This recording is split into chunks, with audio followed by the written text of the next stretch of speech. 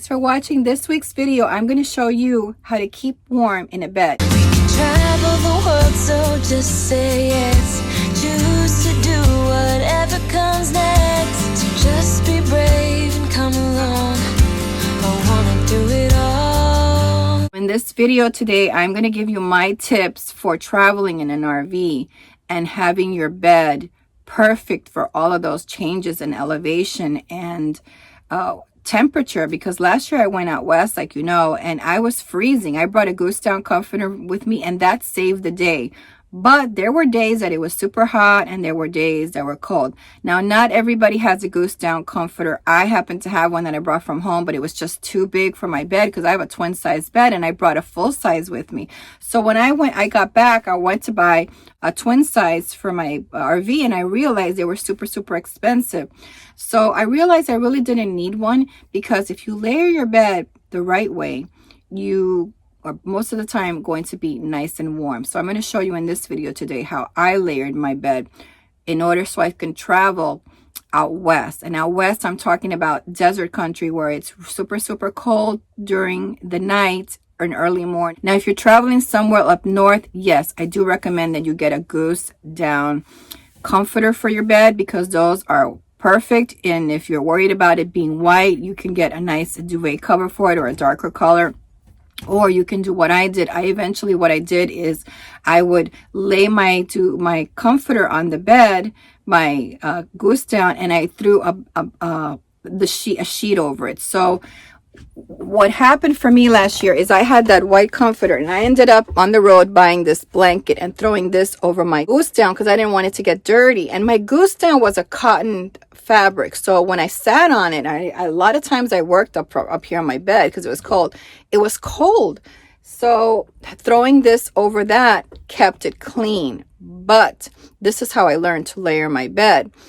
Later on, I was given this blanket, and then I really didn't have to use my comforter. So most of the time, my comforter stayed down. I slept on it like it was like I just slept on it, and then I had this on it. So I realized I didn't really need that for that kind of weather. But if I was traveling somewhere where it was going to be like maybe 20 or 20 below, yes, I would recommend that you invest in that. And you could get some at the thrift store.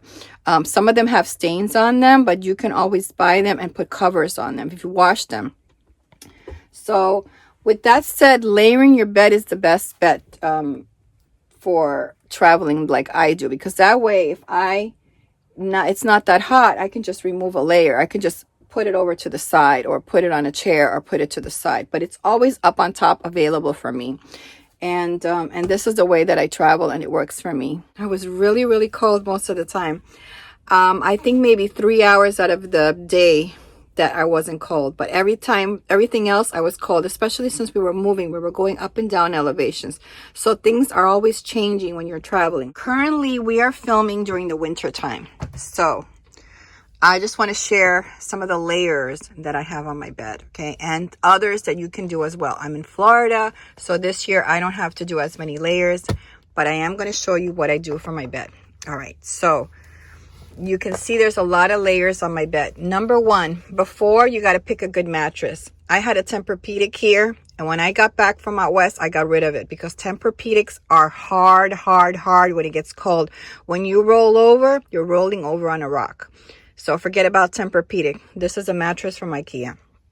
All right.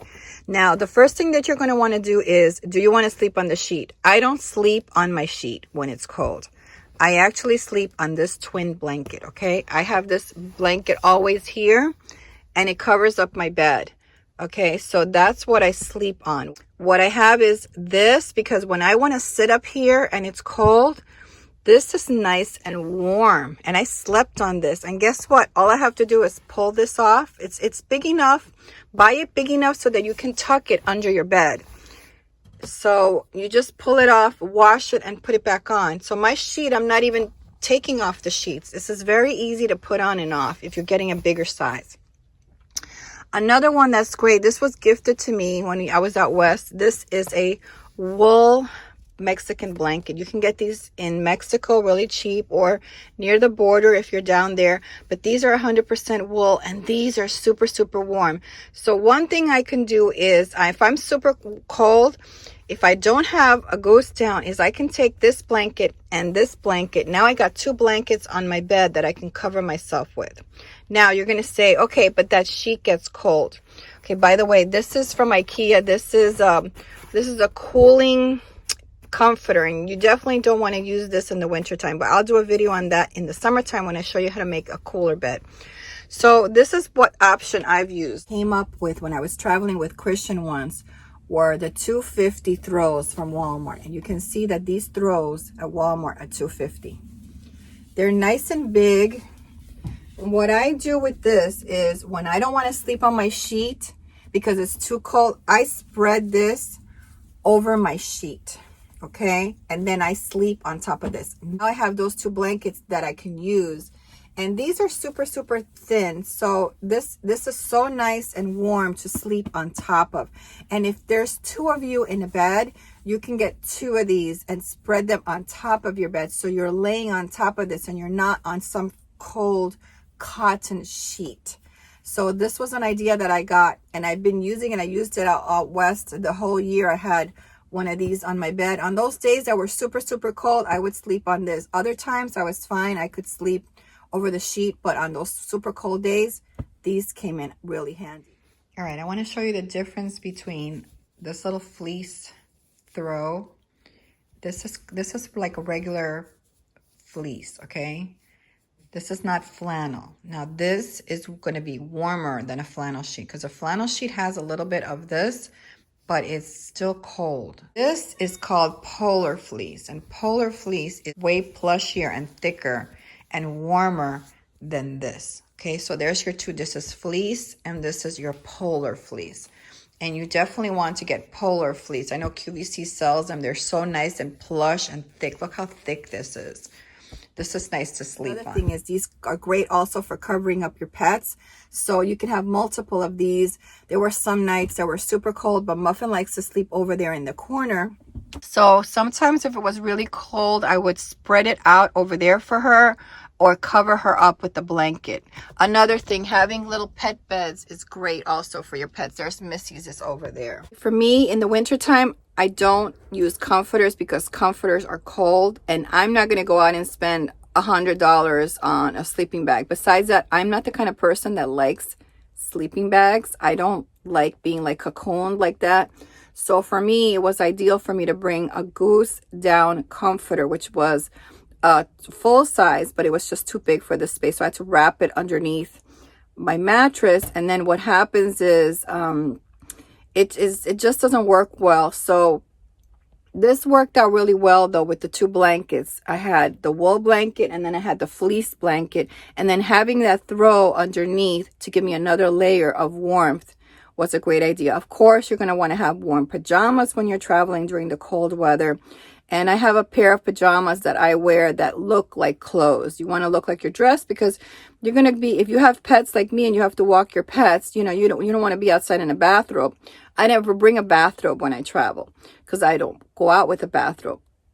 But I do bring, these are great also for if you're sitting in bed and you're a little bit chilled on the top and you're covered from the waist down. Like I work in my bed and my computer sometimes during the cold weather. So having one of these, it's like a caftan or something. You just put it over your head and it's open. And I love those because you can layer that over a jacket or a coat, especially during campfires. Sometimes, you know, you're comfortable and then it starts getting a little chilly. You can put one of those over yourself as well.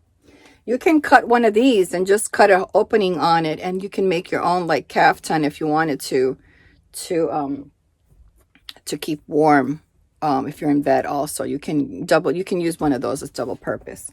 So I hope that these quick tips help you today to learn how to make a nice warm bed. For me, I know some people like to use the option of the bed warmers or the electric blanket, but I just don't use that because it just takes up too much power. I'm on solar. I'm not in an RV park. But these are just some options for you if you want to keep warm and and make it easy on yourself when you're traveling. If you're layering your bed, that's usually the best way to go. And besides that, my bed looks really pretty. It's all layered up and it looks really pretty. And I just choose the layer that I want. So let's say I don't need this blanket. I could just toss it over to the side and just sleep with the thinner one on the bottom, because I have two types of blankets. I have the thinner one, which is this one. This was like $9 from Walmart. And then I have this heavier blanket. So if it's not too cold, I could just throw that over the side and I could just sleep on that. So I hope that these tips help you today. I hope you all have a wonderful week. God bless all of you. And I will see you back here next week for my next video. Bye. Thanks for watching. Don't forget to subscribe and hit the notification bell. If you like this video, please give it a thumbs up. Have you ever dreamed of traveling but don't necessarily want to be alone?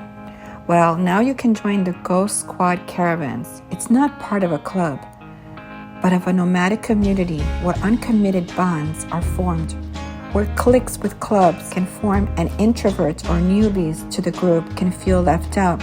We are different. By connecting with other women during your travels, you can enjoy the uncommitted lifestyle that nomadic traveling provides, with an opportunity for you to fellowship, explore, share adventure, and sit with good company. Ghost Squad Caravans are here to give you a place within a space. This is your life, your choice. Make it your best season yet. We provide emergency contact, mentoring, support, group connection, and the ability to share those connections. Ability for you to locate your pals and connect with new ones. Encourage, inspire, but most of all to love with godly love within the nomadic lifestyle.